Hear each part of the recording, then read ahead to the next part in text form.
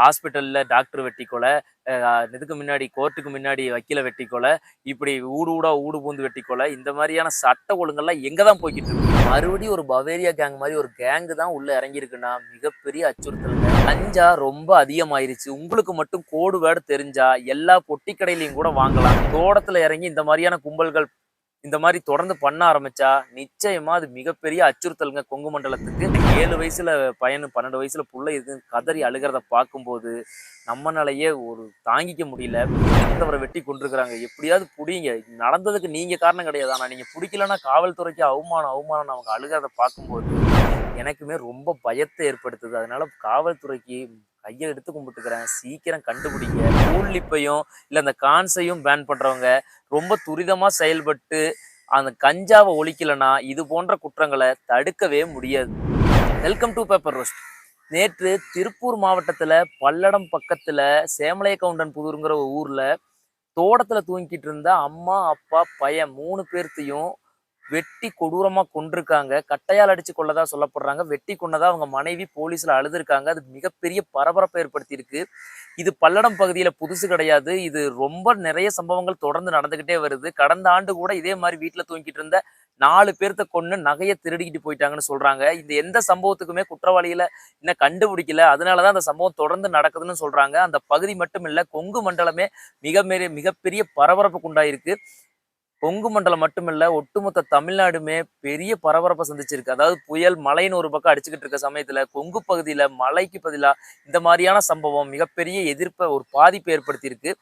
இதுக்கு பின்னாடி இருக்கிறது யாரு? இது ஏன் போன வருஷம் இது மாதிரியான சம்பவங்கள் என்ன நடந்தது? அதை ஏன் பிடிக்கல? இது மாதிரியான சம்பவங்கள் தொடர்ந்து நடக்க காரணம் என்னன்னு இந்த வீடியோவில் டீட்டெயில்டாக பார்ப்போம். இந்த வீடியோ ஸ்கிப் பண்ணாமல் பாருங்க. இது ஒரு சம்பவம் மட்டும் நடந்திருந்ததுன்னா நிச்சயமா ஒரு முன்பகை இல்லை அவங்களுடைய சொந்த விரோதம் தான் காரணம்னு சொல்லலாம். ஆனால் இதுக்கு முன்னாடியே நடந்திருக்கு. சென்னிமலை பக்கத்தில் இதே மாதிரியான ஒரு சம்பவம் ஒரு வருஷத்துக்கு முன்னாடி ஒரே குடும்பத்தை சேர்ந்த 4 பேர்த்த கொண்டுட்டு இப்படித்தான் நகையை திருடிட்டு போயிருக்காங்க. ஸோ இந்த சம்பவம்லாம் நம்மளுக்கு எதையோ ஞாபகப்படுத்துதுன்னு நீங்க யோசிக்கிறீங்களா? வேற எதுவும் இல்லை, தீரன் படம் பார்த்துருப்பீங்க. ஏன்னா தீரன் படத்தை ஏன் கோட் பண்ணி சொல்றேன்னா, அந்த பவேரியா கேங்குங்கிறது கூட அது பல வருஷத்துக்கு முன்னாடி நடந்த சம்பவம். ஸோ தீரன்ல ரொம்ப தெளிவா காமிச்சிருப்பாங்க. பவேரியா கேங்னு ஒரு கேங் இதே மாதிரி தான் வீடு புகுந்து இருக்கிறவங்களை கொடூரமா கொன்னு திருடிக்கிட்டு இருந்தது. அந்த மாதிரியான ஒரு கேங் மறுபடியும் இறங்கியிருக்கோ அப்படின்னு போலீஸ் தரப்புல ஒரு சந்தேகம் வந்திருக்கு. அன்னைக்கு அந்த பவேரியா கேங்க பிடிக்கிறதுக்கு எவ்வளவு போலீஸ் கஷ்டப்பட்டாங்க, அது எவ்வளவு நாட்களுக்கு பிறகு எத்தனை உயிர் சேதமானதுக்கு அப்புறம் பிடிக்க முடிஞ்சதுன்னு நீங்க அந்த படம் பார்த்தீங்கனாலே தெரிஞ்சிருக்கும். அவ்வளவு நாட்களும் அவ்வளவு போலீஸ் போர்ஸும் தேவைப்பட்டது. ஸோ இந்த காலத்துல நிறைய அதை விட ஒரு டெக்னாலஜி அதிகமாயிருச்சு, போலீஸ் போர்ஸ் அதிகமாயிருச்சு. இந்த காலத்துலயும் அந்த அளவுக்கு டைம் ஆகாது. இனி போன்ற சம்பவங்கள் இது நடக்கிறதுக்கு முன்னாடியே போலீஸ் பிடிச்சிருவாங்கன்னு நம்புவோம். இன்னும் தேர்தலுக்கு ஓராண்டுக்கு கொஞ்சம் அதிகம், ஒரு 1.5 ஆண்டுகளுக்கு குறைவாகவே நாட்கள் இருக்கிற இந்த நேரத்துல தமிழக அரசு மேல இது மிகப்பெரிய ஒரு பிளாக் மார்க் ஏற்படுத்தும். ஸோ தமிழக அரசு விரைந்து அவங்க மேல இருக்கிற பிளாக் மார்க் அவங்களே துடைக்கிறதுக்காகவாவது ரொம்ப துரிதமா செயல்பட்டு போலீஸ் இன்னும் ரொம்ப துரிதப்படுத்தி சீக்கிரம் இந்த கேஸை முடிப்பாங்கன்னு நம்புவோம். இது போலீஸ் மட்டும் நினைச்சா முடியாது, நம்மளும் ஹெல்ப் பண்ணணும். அதாவது எப்படின்னா, அதாவது பாத்தீங்கன்னா கொங்கு பகுதிகளில் மேக்சிமம் இப்போ வரைக்கும் இருக்கிற பழக்கம் என்னன்னா, தோட்டத்துல தூங்குற பழக்கம் இருக்கு. ஆனா தோட்டத்துல நகையெல்லாம் வச்சிருந்தாங்கிறது கொஞ்சம் ஆச்சரியமா தான் இருக்கு. ஏன்னா எல்லாரும் தோட்டத்துல தூங்குறவங்க அந்த அளவுக்கு நகை எல்லாத்தையும் இன்னொரு வீடு இருக்கும் அங்கதான் வச்சிருப்பாங்க. பட் தோட்டத்துல நிச்சயமா தூங்குவாங்க. அவங்க அட்லீஸ்ட் கழுத்துல காதுல போட்டிருக்கிறத புடுங்குறக்காகவாவது தோட்டத்துல இறங்கி இந்த மாதிரியான கும்பல்கள் இந்த மாதிரி தொடர்ந்து பண்ண ஆரம்பிச்சா நிச்சயமா அது மிகப்பெரிய அச்சுறுத்தலுங்க கொங்கு மண்டலத்துக்கு. ஏன்னா இங்க வந்து தோட்டத்து வீடு இல்ல தோட்டத்துல தூங்குறவங்க தான் ரொம்ப அதிகம்.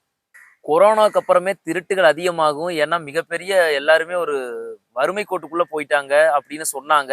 அது உண்மைதான். நம்ம அங்கங்க நிறைய விஷயங்களை கேள்விப்படுறோம். அதாவது எத்தனையோ பேர் கொரோனாவுல வாழ்வாதாரத்தையே இழந்துட்டாங்க. அவங்க எல்லாமே மீண்டும் அந்த மறுபடியான லைஃப் நார்மல் லைஃபுக்கு திரும்புறதுக்காக எத்தனையோ பேர் நல்ல வழியில முயற்சித்தாலும் நிறைய பேர் ஒரு கையில் ஆகாத தனத்தால இந்த மாதிரி திருட்டு வேலையில ஈடுபடுறாங்க. முதல்ல இருந்தா திருட்டு நடந்தது. திருட்டு நடந்தா பொருளை மட்டும்தான் தூக்கிட்டு போனாங்க. ஆனா இப்போ அதை தடுக்க வந்தா அசால்ட்டா கொலை பண்ணிட்டு போற சம்பவங்கள் அதிகமா நடக்குது. அதுக்கு காரணம் போதை பழக்கங்கள் அதிகமாயிருச்சு. மேக்சிமம் திருட வர்றவன் ஒரு தப்பு பண்றவன் தனக்கு ஒரு தைரியம் வரணுங்கிறக்காக ஒண்ணு போதையை போட்டுறான். அதாவது சரக்கு போடுறதை விட கஞ்சாவை போட்டுறான். அவனுக்கு அவ என்ன பண்றானே தெரிய மாட்டேது. ஸோ அந்த கஞ்சா போதையில அம்மாவுக்கும் பொண்ணுக்குமே வித்தியாசம் தெரியாத அந்த ஒரு சூழல் நிலவும் போது யாரோ ஒரு ஸ்ட்ரேஞ்சர் வீட்டுக்குள்ள போகும்போது அவங்க உயிரெல்லாம் அவனுக்கு பெருசா தெரியறதுக்கு வாய்ப்பே இல்லை. அதுதான் இந்த மாதிரியான கொலைகள் கொடூரமா நடக்கிறதுக்கான முக்கியமான காரணம். இதுக்கு முன்னாடியே நம்ம ஒரு வீடியோ பேசும்போது கூட இந்த போதை சம்மந்தப்பட்ட விஷயம் பேசும்போது சொல்லியிருப்போம். உண்மையா சொல்றேன், மறுபடியும் திரும்ப திரும்ப சொல்றேன்.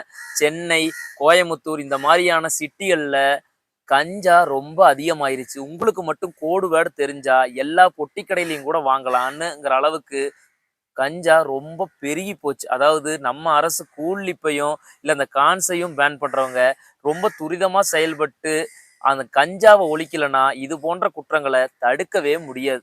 இது போன்ற குற்றங்கள் எல்லாம் வெறும் கிளைதான தவிர, வேருங்கிறது போதை தான். அந்த வேர தமிழக அரசு கிள்ளி எறிஞ்சா மட்டும் தான் அவங்களுக்கு ஒரு நல்ல பேரும் கிடைக்கும். வர்ற தேர்தல்ல ஓட்டும் கிடைக்கும். சரி, தமிழக அரசு மேல தான் தப்பா? சட்ட ஒழுங்கு தான் கெட்டு போயிருச்சா? அப்படின்னா, சட்ட ஒழுங்க பத்திலாம் அப்புறம் பேசுவோம். முதல்ல தனி மனித ஒழுக்கத்துக்கு வருவோம். இல்ல நம்மள நம்ம பாதுகாத்துக்கிறதுக்கு வருவோம்.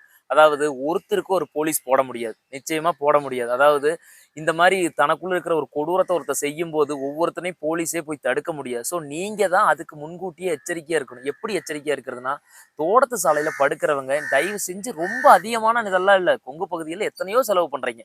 சிசிடிவி கேமரா ஒண்ணு மாட்டுங்க. சிசிடிவி மாட்டுங்க. அதாவது அந்த மாரியான ஏதாவது தவறுகள தடுக்குமா அப்படின்னா, நிச்சயமா கிடையாது. ஆனா அட்லீஸ்ட் அது நடந்ததுக்கு அப்புறம் நடக்காமையாவது தடுக்கிறதுக்கு சிசிடிவி கேமராக்கள் யூஸ் ஆகும். சிசிடிவி கேமரா அங்கங்க மாட்டுங்க. இது வந்து எதுக்காகன்னா, உங்களுடைய பாதுகாப்புக்காக தான். உங்களுக்கு சொன்னா ஆச்சரியமா இருக்கும். நகை வந்து 50,000 60,000த்துக்கு விக்குது. திருடுறதுல என்ன ஆச்சரியம்? முருங்கக்காய் ரூ. 100 கிலோ ரூ. 100 விக்கும்போது, திருடுறவங்க இங்க எத்தனையோ பேர் இருக்காங்க. ஏன் நம்ம தோட்டத்திலேயே இந்த திருட்டெல்லாம் நடந்திருக்கு. அதாவது நம்ம பக்கத்து தோட்டத்துல, நம்ம ஊர்ல இப்படின்னு நம்ம கேள்விப்பட்டுக்கிட்டே இருக்கோம். பார்த்தா காய் நெறைய இருந்தது, காணாம போயிருக்கு. இப்படி தார தாண்டி இருக்காங்க. தாரை இருக்குதுன்னு சொல்லி தோட்டத்துல சொன்ன அந்த சம்பவம்லாம் இப்ப நடந்திருக்கு. அதாவது எப்ப சமீபத்துல அந்த 1 மாசத்துக்குள்ள சொல்றேன் நடந்திருக்கு. அதாவது முருங்கைக்காய கூட திருடுற இந்த காலத்துல நகை வச்சிருந்தீங்கன்னா கண்டிப்பா திருடத்தான் செய்வாங்க. நீங்க என்ன பண்ணணும்னா, சிசிடிவி கேம் ஒண்ணு போடுங்க. போட்டீங்கன்னா தான் இந்த மாதிரியான ஆளுகள கையும் களவுமா புடிக்க முடியும். இது மறுபடியும் ஒரு பவேரியா கேங் மாரி ஒரு கேங் தான் உள்ள இறங்கியிருக்குன்னா, மிகப்பெரிய அச்சுறுத்தலுங்க. ஏன்னா கொங்கு பகுதிய சேர்ந்தவன்ங்கிற முறையில நான் சொல்றேன். எனக்குமே ரொம்ப பயத்த ஏற்படுத்துது. அதனால காவல்துறைக்கு கைய எடுத்து கும்பிட்டுக்கிறேன். சீக்கிரம் கண்டுபிடிங்க. மக்களுக்கு காவல்துறை மேல உள்ள நம்பிக்கைய போறக்கு முன்னாடி கண்டுபிடிப்பாங்கன்னு காவல்துறை நம்புவோம். ஏன்னா, நேத்து அந்த வீடியோ பார்த்ததுலருந்து மனசே கேட்கல. அதனால தான் இந்த வீடியோவே இன்னைக்கு பண்றோம். ஏன்னா, இந்த இந்த கேஸ பத்தி அவ்வளவு டீட்டெயில்டா வேற என்னன்னு தெரியாது. ஏன்னா, நேத்து தான் நடந்திருக்கு. ஸோ, இந்த கேஸுக்கு டீட்டெயிலா நம்ம பேச முடியலைனாலும், இந்த சம்பவத்த கண்டிப்பா பேசியே ஆகணும்னு மனசே கேட்காம தான் பேசுறோம். ஏன்னா, நேத்து இறந்து போன அந்த அம்மா, அப்பா அந்த பையனோட ஒய்ஃப் செந்தில்குமார் அவர்களுடைய ஒய்ஃப் எனக்கு 7 வயசுல பையனு 12 வயசுல புள்ள இருக்குன்னு கதறி அழுகிறத பார்க்கும்போது, நம்மனாலயே ஒரு தாங்கிக்க முடியல. அப்படி தூங்கிட்டு இருந்தவரை வெட்டி கொண்டிருக்கிறாங்க. எப்படியாவது புடிங்க. நடந்ததுக்கு நீங்க காரணம் கிடையாது. ஆனா நீங்க புடிக்கலன்னா காவல்துறைக்கு அவமானம், அவமானம்னு அவங்க அழுகிறத பார்க்கும்போது, உண்மையாலுமே பரிதாபமா இருந்துச்சு. உடனே மத்த கட்சிகள், இல்ல மத்தவங்க ஆளும் கட்சி மேல, அரசு மேல குற்றம் சொல்றதுக்காகவே, அதாவது ஹாஸ்பிட்டல்ல டாக்டர் வெட்டி கொலை, இதுக்கு முன்னாடி கோர்ட்டுக்கு முன்னாடி வக்கீல வெட்டி கொலை, இப்படி ஊடு பூந்து வெட்டி கொலை, இந்த மாதிரியான சட்ட ஒழுங்கெல்லாம் எங்க தான் போய்க்கிட்டு இருக்கு அப்படின்னு கேள்வி எழுப்புறாங்க. தயவு செஞ்சு இந்த மாதிரியான விஷயங்களை அரசியலாக்காம நீங்களுமே அவங்களுக்கு ஹெல்ப் பண்ணுங்க, சப்போர்ட் பண்ணுங்க. அப்பதான் அவங்க உத்வேகமா செயல்பட்டு சீக்கிரம் குற்றவாளியை பிடிப்பாங்க. மீண்டும் இன்னொரு வீடியோவில் உங்களை சந்திக்கிறேன். மறக்காம சேனலை சப்ஸ்கிரைப் பண்ணிட்டு வீடியோ பாருங்க. தேங்க்யூ.